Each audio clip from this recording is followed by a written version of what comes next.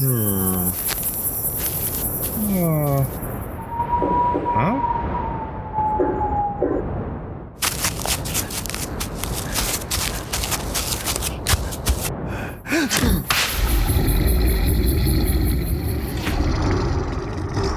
You're listening to Cryptid Clues, featuring your hosts, Taylor Field and Reuben Olson.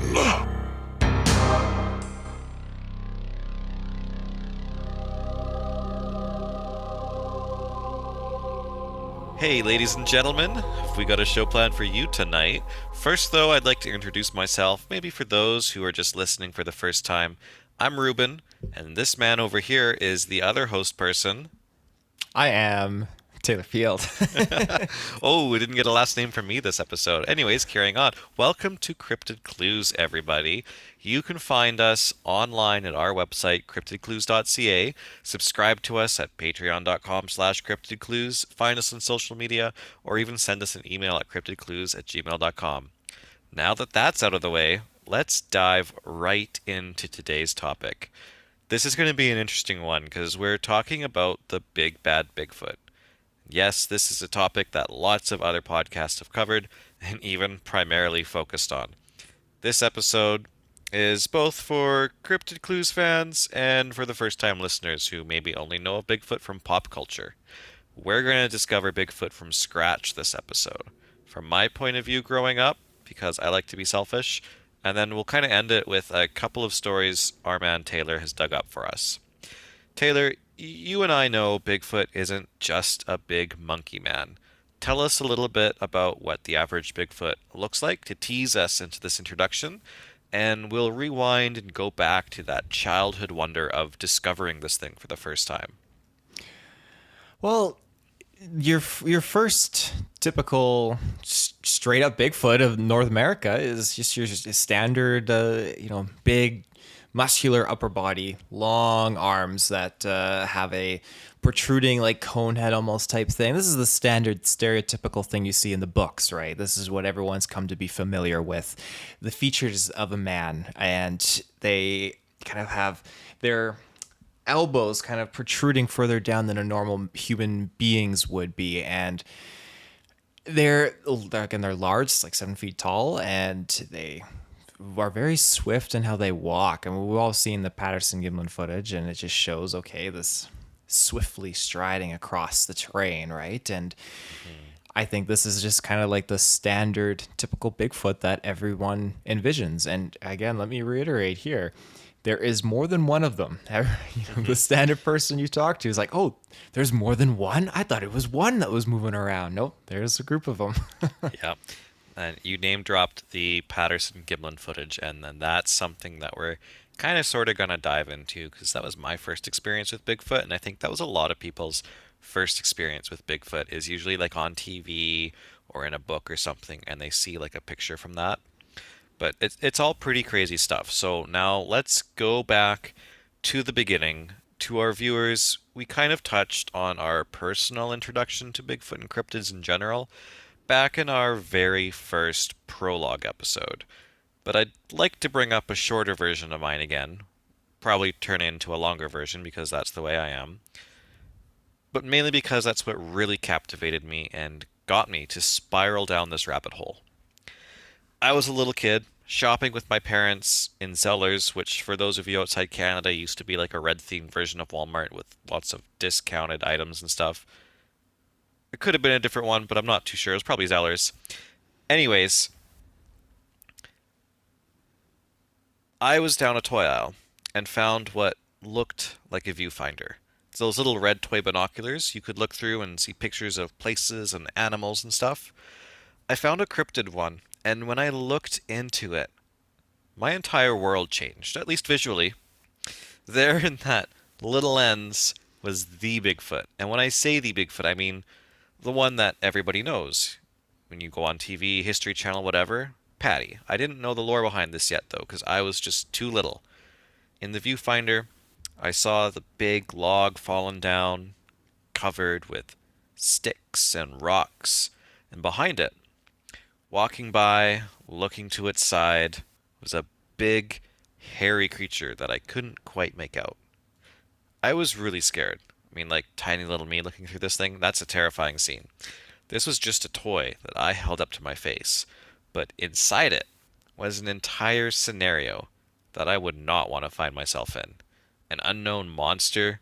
Somebody had to be there to take this photo I'm looking at. It wasn't until a long time later that I learned this was Bigfoot, because I watched an episode of Unsolved Mysteries and got to see the original Patterson Gimlin footage on TV. And I saw that frame and I thought, hey, that's the thing I saw in that store that one time. I don't know how much time passed in between that. Maybe my whole life kind of revolved around Bigfoot up until that point and it just skips all the gaps. But anyways, this stuck with me. Growing up, I saw movies like Harry and the Hendersons and I didn't really pay it much thought and figured that, what I saw in that viewfinder was kind of sort of the only one. That's what Bigfoot was to me. A lost giant ape that walked on 2 feet and was associated with campfire stories and the like. And I'm sure, Taylor, you could probably agree with me from your very first dive into Bigfoot.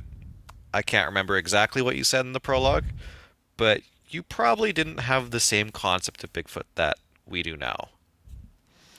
No, I mean it's changed, and it's constantly changing my perspective of Bigfoot and Sasquatch, and trying, the forever unending journey and quest to learn the truth that will probably never come to an ending. But it's drastically warped from when you're a little kid thinking, hey, there's just this large hairy ape-like figure out there in the woods. And when I was little, I thought that he would be friendly, not because of any association with Harry and the Hendersons, but just because I just assumed like he's got to be a friendly guy out there. And it changed when, like, I really enjoyed reading about Bigfoot when I was in elementary school. And once I got to high school and I really started to do digging and realizing that there are a significant amount of encounters books and topics that kind of deep dive into the Bigfoot phenomenon, I realized that these things are wild and they're conscious and aware, and it totally clicked, like, holy shit, I'm glad I didn't go out into the bush and get like taken away by one of these things. Like, you got to really be careful with what you're trying to understand. So I'm glad you didn't sneak off into the woods looking for a friendly Bigfoot. That would have been a little bit disappointing. wouldn't have had the show today. podcast wouldn't be Yeah, we wouldn't be here. Yeah, no, I mean, eventually, and I can never really remember how I came across this, though. Like, that, there's that gap in my childhood, being in the Zellers, the Viewfinder, then Unsolved Mysteries. Skip ahead many, many, many years. I discovered the internet. I go way beyond discovering the internet. Eventually, I find, I believe it was the Marble Mountain footage. It's that distant footage of what, maybe a Bigfoot walking along a mountaintop, swinging its arms around and getting angry at the people filming it from so far away. And I kind of just went from there. I quickly found more footage, like the Independence Day video, where a Bigfoot that looks just about the same as Patty comes walking out from behind a rock, holding a baby Bigfoot. There's a lot of videos on the internet of Bigfoot. And that is kind of when it hit me. If this isn't a hoax, there are lots of these things, not just one. I dug deeper. I found a study of the Patterson Gimlin film, the stabilized footage. I felt like Fox Mulder huddled up in his dark little basement corner of the FBI office looking into conspiracies.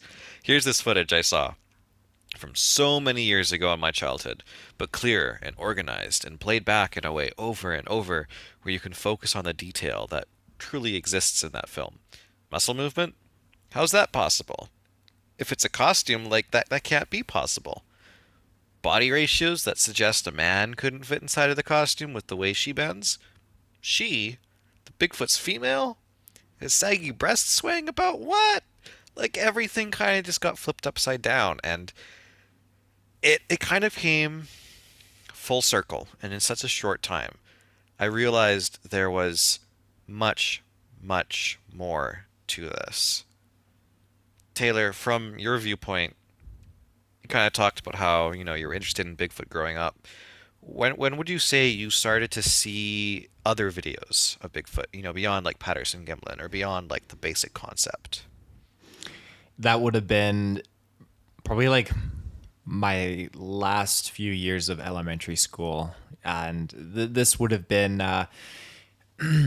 like when we were growing up, the internet was still taking off, right? It's still pretty new when you look at like 90s, early 2000s. So by the time of like 2005 to 7, you're entering a new period where things like YouTube and stuff are becoming prominent and coming out of their beta modes, right? And people are putting videos online now, and you can really dive into it. And this goes much more beyond just researching on Google. So when you look at footage that's no longer solely available at, the convenience of the media or different other news sources or cool encounter shows on TV, now you have a pool of knowledge that you can access visually on these media sites like YouTube and stuff at the time. So now diving into videos that were at my dispose of and access, like just to constantly watch again and again and again on replay, like it would have been at that time period for me in my life when, okay, these videos are coming everywhere. People are recording them with like their iffy phones at the time and everything. Like this is where it took off for me. So Do you remember any of those videos? Any particular ones that you can go back and find today? oh gosh, no, I honestly don't. It like there were periods of my life where like work and everything in life just kind of took in, and so you start to forget all of these things as you get older. And once I got out of high school, I didn't really kind of go back into the books and everything, but just on my own time, like in the past few years, I kind of really started just inquiring with it and just doing more research and realizing that kind of pull to this topic and this cryptid that existed in my younger self. And having met you, it only ignited that even more. So it's led to this point now. I remember kind of when we first met that, I was more of probably the cryptid aficionado. And then I was like, hey, have you heard of these things? We kind of chatted about aliens and stuff first, but we really kind of went from there into the Bigfoot topic. And I probably had a few nerd moments where I just went with like the whole strings and board and everything and pointed out all the facts just for the heck of it. And you just listened all the way through everything I said. And you're like, hey, I know some of this already. It's Probably so knew refreshing. most of it already. Yeah. Well, it's kind of like you bottle something up inside because you're afraid of what people are gonna react or take it, and then finally when you meet that person, the and crazy it, like, person, me. yeah, it clicks. It's like you like the same stuff I like. Yeah. Let's be friends, That's that childhood excitement. Oh yeah. And I'd heard about other similar monsters and stuff like the abominable snowman, the Yeti. I'd heard about Sasquatch and didn't yet realize that this was the proper name for Bigfoot. I found out, there wasn't just other names for the same creature. There was different species of it everywhere. And somehow this means that Bigfoot was a concept way before the famous footage I saw as a child. That's when that childhood wonder kind of left me and the horror set in as we approach an ad break. Welcome back, ladies and gentlemen. Oh, I'm so sorry. That was a spicy ad break. Whew. This thing, though, Bigfoot, has been around for a long time, and it could really exist. So, Taylor, why don't you take over for a little bit from here and just kind of dive into the history of Bigfoot now that we've really set the stage for how I've come to know of it? Well, yeah, like you said, as far as time goes, legends and stories of Bigfoot go back beyond recorded history, whether it be wild man encounters or other interpretations throughout world cultures. In North America, especially the Northwest, the terrain is dominated with sightings of this 7-foot-tall ape-like cryptid stalking through the woods. So the common name Sasquatch comes from the this is the terms. I hope I'm not insulting anyone. I'm really sorry. Oh, here we go again. Mispronouncing everything. That's what we do best. Yeah. If you can correct me, Reuben, props to you. The Salish Sasquatch. Well, I think you got Salish right. Yeah, I'm confident about that too. But the Sasquatch, is that the Sasquatch? No, this would have been the people, Sasquatch. I Okay. believe. I Okay. believe that's like the group of individuals that were talked about it, but again, I'm not 100% confident in that. The name changes throughout the continent, though, as you progress eastward. So the Algonquin, which I hope I'm saying that right, they refer to it as a Witico.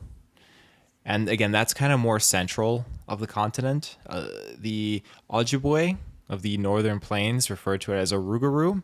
And theirs is a lot, like, it's all represented very spiritually to all of these groups of people that existed in our history and still exist today. The Rougarou was kind of more of an embodiment of appearing in times of danger and a messenger of warnings to mankind, basically. So North American settlers, when we've mentioned this prior episodes, they didn't start popping up till around the 1800s. That's when sightings really started to occur, which makes sense. You have all these people coming around building towns and everything like that, creating newspapers and all those miscellaneous things, and that's when the gossip and everything starts to really run rampant. It didn't slow The down gossip. though. You see that Bigfoot on the other side of the woods over there that day? He was all that curly hair. What kind of shampoo does he use? Yeah, Oh, Mr. Bigfoot uses L'Oreal. the catty kind of gossip. Yeah, you got it. But yeah, nothing slowed down. Even going into the 1900s, things were just absolutely popping off. But aside from sightings, evidence continues to only be of footprints, grainy photos, videos like the Patterson-Gimlin footage that we mentioned before. But the information again is consistent across all the sightings. A 7-foot tall man-like figure with the attributes of both human and an ape. Powerful build and all that, like we already talked about. So yeah, it's cemented in the history of this planet, and that spreads over a plethora of cultures throughout this world. I have a little bit more information diving into the geological stuff, unless there's anything you wanted to add on to the history there. No, you go right ahead. You go right ahead. Finish off all the geological and the history there. So, North America itself, this is the third largest continent on planet Earth. It covers an area of 9,355,000 square miles, or 24.71 million square kilometers. That is crazy. That is crazy. It's huge. So North America also contains some of the oldest rocks on Earth. The geological structure is actually built around like a stable platform of Precambrian rock, which is also known as the Canadian or the Laurentian Shield. So just to specify on that, for anyone unfamiliar with the term, the Precambrian is basically a period of time that existed roughly 4.6 billion years ago when the Earth started to form. So it stems to the beginning of the Cambrian period, which was about 541 million years ago. So there's a whole level of geological information on that, but we're not really diving that much into the geology aspect, as cool as it is today. But Oh, wow. This episode really rocks.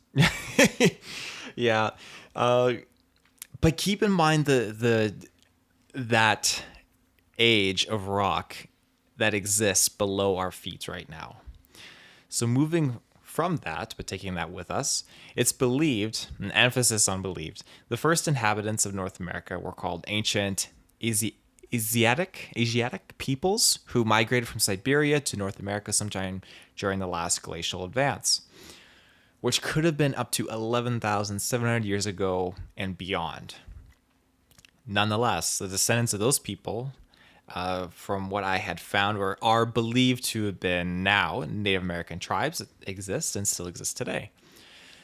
So we have a place, or we can place humans on North America for a long time that still leaves tens of thousands, if not hundreds of thousands, or even maybe millions of years unaccounted for.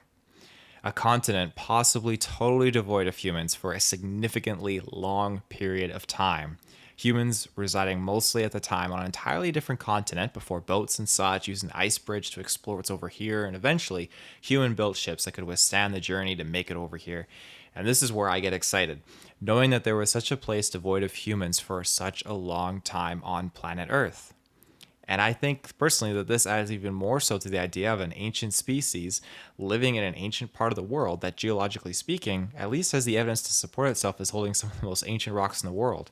Why shouldn't it also home ancient species? I'd have to agree with you there. That's pretty convincing. I know Bigfoot sighted around the world too, but really, if you think, well, humanity started over in this continent, it's not like Bigfoot started everywhere all at once either. Exactly. Or, and this is me going like probably like 10 episodes of Bigfoot down the line here, but what if Bigfoot was already here and we were just put here? But I'm not Or going to put us there. exactly, or even vice versa. There's some theories that say Bigfoot was like a prisoner dropped off from a Right. prisoner planet or something. But that's a topic for definitely definitely another time. The wee hours. Oh yeah, we'll get to the midnight hours. That could be a whole series of episode names. But yeah, no, when I found out about how deep the legend of Bigfoot really goes, it was astonishing to me. I dove into documentaries and movies like The Legend of Boggy Creek, where we have the Fouke monster. It's a well-known Bigfoot menace. There's that scene where like the arm comes through the window of like a motorhome or something. Oh, that has stayed with me ever since. And it's one of those documentary type things too, where it's so old. The audio quality is really bad. A lot of the people in it talk a certain way, like that old TV kind of way that people used to talk.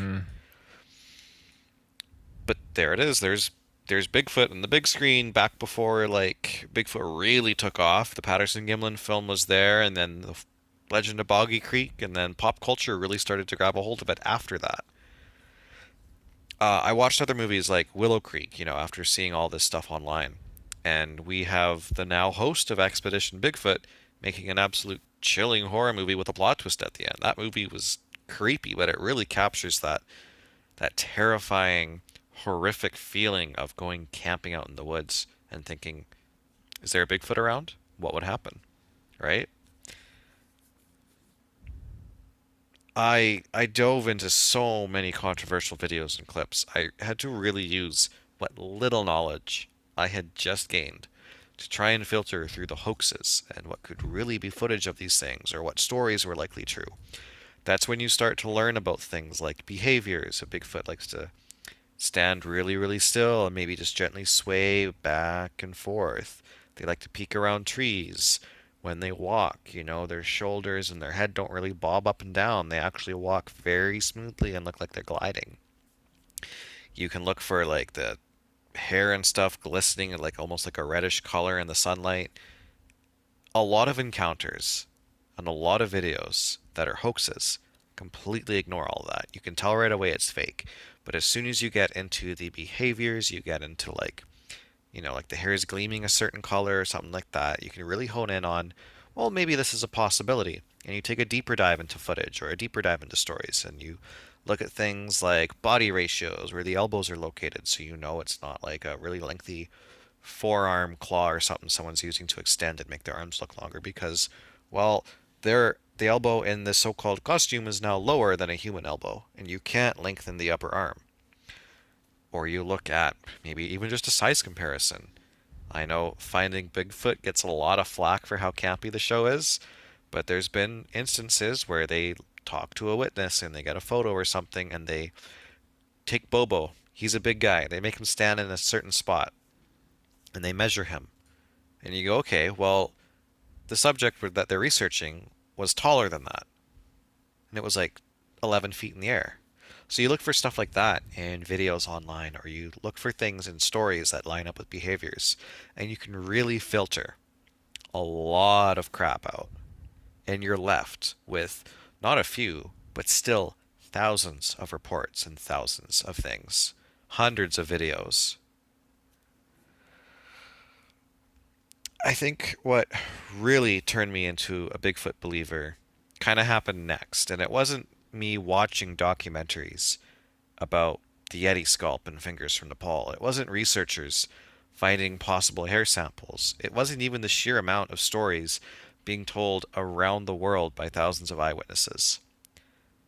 I think it was just the fact that only one of these thousands of sightings had to be true. to prove Bigfoot exists. Imagine, for viewers and for you, Taylor, imagine if nothing else was ever recorded beyond the Patterson footage, but they brought back a body. Or imagine if the only thing we had was the Yeti scalp, but DNA proved conclusively that it was a creature that existed in the last 100 years.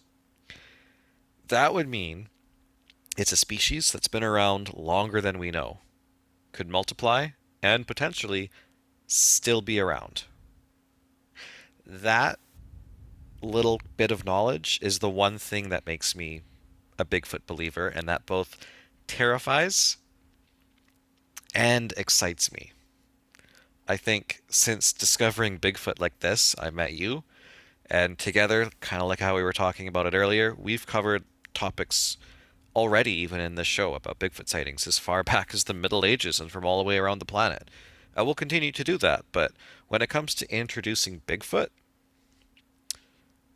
I think, from my point of view as a child, when I grew into it there and I did that deep dive into the research and that closing thought, that just one of those things had to be true, that's what does it for me.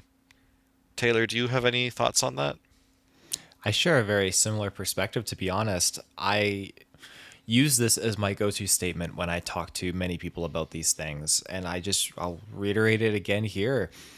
If 100% of the time these crazy things are happening, you see Bigfoot sightings, UFOs, Loch Ness Monster, all that mumbo jumbo, 99% of the people that come forward and put out a statement about it, or an account, footage, photos, whatever, it can be disregarded, deemed crazy, however you put it, but you cannot dismiss the 1%, even if it's 0.0001%, that there is something going on. It is impossible to conclusively say it has been debunked, it doesn't exist, and seal a deal like that, because something is happening and it needs to be talked about. Definitely. Something is happening. Like this ad break. Oh, welcome back, listeners. That's my talk. I've done a lot of talking, but the show isn't over yet. Now that we've kind of got you excited, and you've kind of gone through my childhood journey, I think it'll be fun to listen to a couple Bigfoot encounters. Taylor, I believe you've come to the show today with a couple in mind you wanted to share. Do you want to walk us through them? I will walk you through the woods to these encounters. and yeah, here we go. All right. Sighting number 1. So in Idaho, a man and his sons pulled into an area roughly 20 miles south of the Montana border.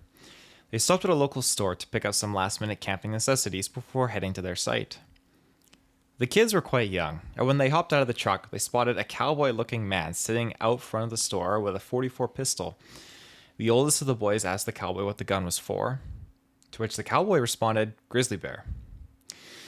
Both the boys' eyes had widened with excitement. Then they went inside, bought their items, and took off. After arriving at the trail and having hiked for about a mile in with their gear towards their site, they came across an elk leg, freshly removed, lying in the middle of the trail. The boys immediately thought of a grizzly, and the dad directed them all to head back and leave. The dad personally at the time didn't think any differently until he had read The Locals by Tom Powell, which Powell explains that Bigfoot will tear off legs of deer and elk. So it led to this kind of thought, why would a bear just leave a freshly torn elk leg on the ground? Right. Oh dear. That concludes that one. And again, so there was no visual identification, but I just thought this is terrifying, because how often do you come across a perfectly good piece of meat like that lying around? Bears, if it's got bloodlust going on, it's going to take the whole thing. Yeah, no. A predator's not going to leave something there. And I think I've kind of seen from reports and stuff like that if you upset a Bigfoot, it's going to try to terrorize you too. Whether it's hucking squirrels at your front porch or leaving dead deer in your lawn, it's the fact that these things are showing up dead and mangled but not being eaten, that's terrifying. And if a Bigfoot wants to put a marker on the road or something and say, "Hey, go away," an elk leg, totally. Well, that's just it. You have to realize, is this about food or is this about it trying to communicate in a very serious and life-threatening way? Everything in the animal kingdom is about senses and signals and signs and territory and all that stuff. Just reading the signs, reading the lay of the land, and identifying how animals are responding to you. There are some large cats that exist out there, and just because they hiss at you, it's not exactly a sign of territorial dispute or threat. It's a sign of affection. But most people, when Yes. they're hissed at, they think it's a threat. I've got my cat sitting next to me right now, and any moment she could hiss, and it'll either be that she wants a pet or she wants to kill me. Yeah, exactly. It's just learning and identifying these things, and especially if you're going out into the bush, you got to respect nature. And we're so used to going in and acting. We're like house guests when we go in camping for a weekend, and then we leave, or we go off on a hiking trail. We're there temporarily, and we don't really kind of cement ourselves and immerse ourselves into the environment as much as we think we do. Whereas if you go really deep into that back country where the bears will be trying to like kill you, and they're not afraid of a gunshot or a flare or bear spray, even they will charge you, you're in a whole new environment. And that's the environment Yeah. where these things specifically will thrive in. I know. I think it's interesting that you bring up the violence of bears so much too, because like really growing up, we're taught not to be so scared of them. But that's even going beyond the normal extension of like a hike or something. A lot of bears and stuff in the area around places where there's human population, they're kind of used to people in a sense. You know, you're not supposed to feed them. You make yourself look big, scare them away, whatever, or make lots of noise and they won't bother you. But if you're way out there, like in some national park or something where you're not supposed to be, and you sneak up and surprise a bear, or you are just somewhere where you're presenting yourself as food, well, something could attack you. Absolutely. Most Or Bigfoot is going to come running definitely. around the corner and pants you and then take off. You never know. So, encounter number 2. Back around 2003, I was driving in a vehicle with 3 other people I had just met. I was in a professional role, so this experience was a bit awkward. We were driving from Harrison Hot Springs and somewhere along Rockwell Drive near Sasquatch Provincial Park. We all saw a creature that appeared like a Bigfoot ahead, and then it ran across the road in front of us. We speculated that it might have been someone dressed up in a suit, although not sure why they would be on that stretch of road, where there were no houses anywhere nearby. It was late afternoon and not dark out at all. We had all said how if it were a costume, it looked very realistic, because the creature looked very much real and like a half ape, half something else, but much larger. This was in 2003, but I recall the behavior of the creature was like that of a real creature, as if a large ape were in the woods and then saw a vehicle coming. It looked briefly at us in the vehicle and then had darted across the road into some brush where it could no longer be seen. I've told a few people about this story, but never made a Sasquatch report before. I decided to do so after watching a TV show where a paranormal investigator said that Bigfoot was one of the creatures that had mostly been debunked, where Mothman was not. I think if I saw that creature that looked and acted like that where I saw it and near a park called Sasquatch Provincial Park due to historical sightings, then I'm not convinced Bigfoot has been debunked at all. Yeah. I find that fascinating, specifically because he's seeing a Bigfoot in a very prominent area. I have been to Nakasp and I ventured out to Harrison Hot Springs, and that place is thick forest. There's once in a while you come across a small little convenience store, general store, and you just keep on cruising. And even those convenience stores, you know, because Bigfoot's in the area, they're going to make use of that tourism, and they're going to have Bigfoot signage and Sasquatch, all that stuff. Like the big name is out there. Doesn't mean that, well, if you see one of these things, it's someone trying to just push the tourism. Exactly. There's so much empty space out there, just forests and roads. Why would someone just randomly dress up in a suit and just dart across the road? I'm not saying it's impossible. It's very, very possible. But I mean, what, you want to get hit on the freeway as a guy's doing like 120 down the road? I mean, you're playing a dangerous game just to prove a point. And I don't know, back then, if people again are seeing like this thing was muscular, they could see the muscles moving around, stuff like that, then it's skeptical on the front of it being a person in a suit, and I'm much more inclined to think that it could be something because, like I said, it's a dense area. I've been out there. It's Yeah. all forest. You talked about like this person thought Bigfoot, maybe was like debunked or something at one point, but every time we've gotten like some kind of conclusive topic where it debunks it, it usually originates back to the Patterson-Gimlin film. Bigfoot goes far beyond that. There's history from the Middle Ages. There's everything leading up to the Patterson-Gimlin film. When you actually get to the film and it's an argument about whether it's a man in a costume or not, because that's all that argument can be. There's no CGI yet. There's no other way to fake it except a costume or a real Bigfoot. It's one of those two things. We've had 3 people come out and say they're the one in the costume, and none of them can reproduce the suit. Even BBC can't reproduce the suit. Current technology today, it'll get you pretty close, but when you mimic the technology from, it was the 60s, I believe. Was it the 60s or the 40s?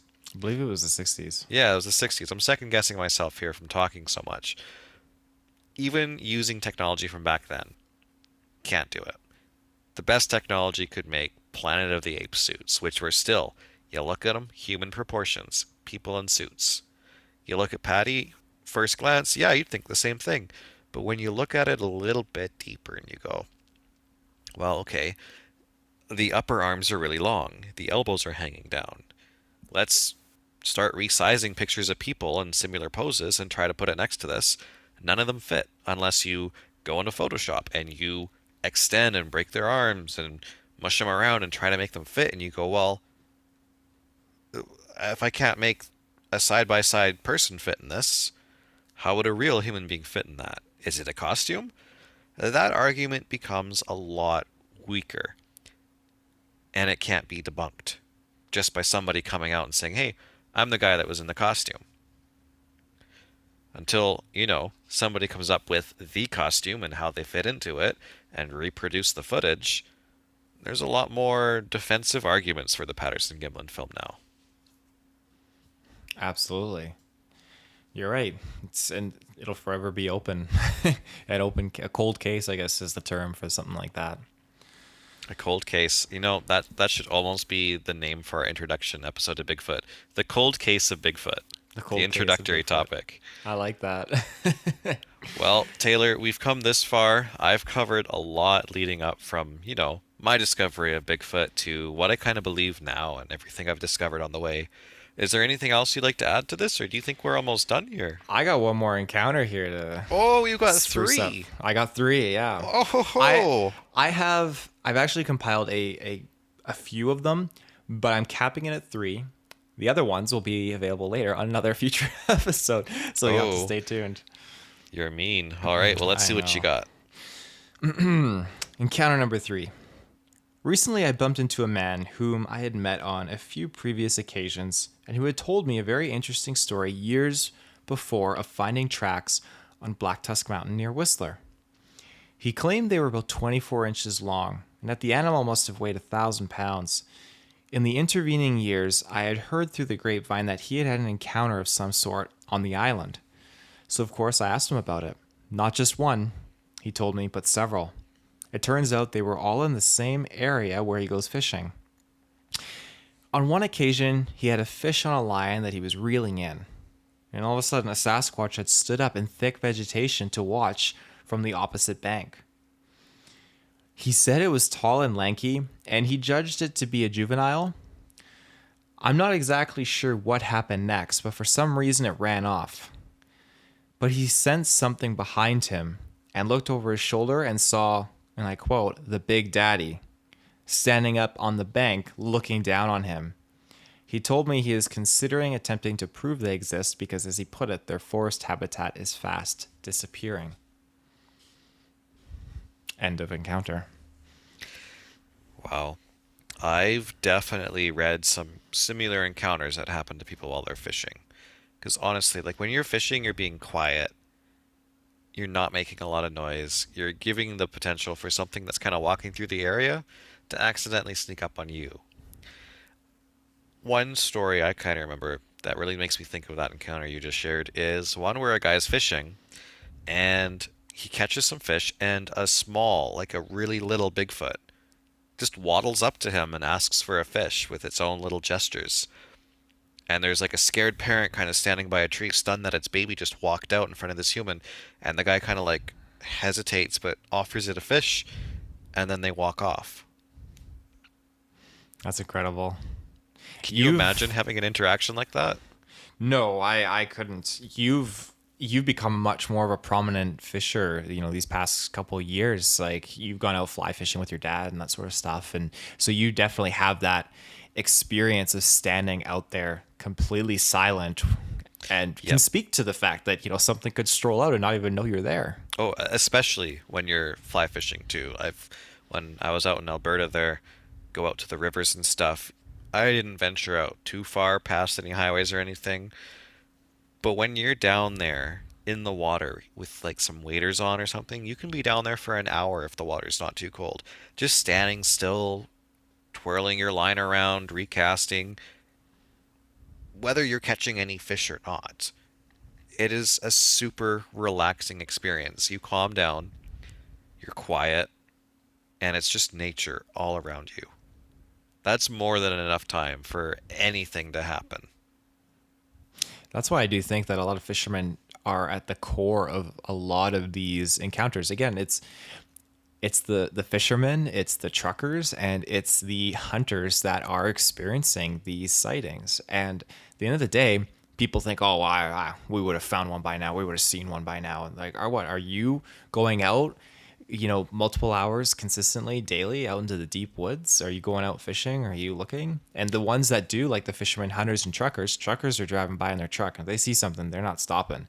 Yeah. The hunters and the hunters are going to see something and think, I can't shoot this. It could be a person. I'm terrified. I'm leaving. And the fishermen, well, they're, standing, or they're floating their little buoyant device apparatus in this middle of the lake. They're filling their waders up. Yeah, they're gonna get the heck out of there, and they're not gonna talk about it. Majority of these people are so terrified they don't talk about it until maybe, like that encounter, they see something on TV and they think, maybe I should put it out there and have someone talk about it.